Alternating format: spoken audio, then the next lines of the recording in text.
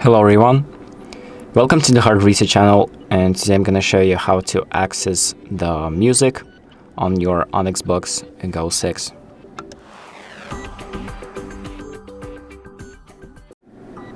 So if you have any music files downloaded on your ONYX Boox, you can access them by going to the Apps tab and then finding the music app.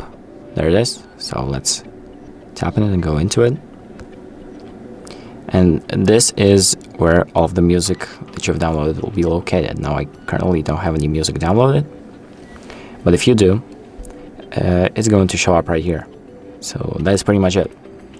So thank you for watching.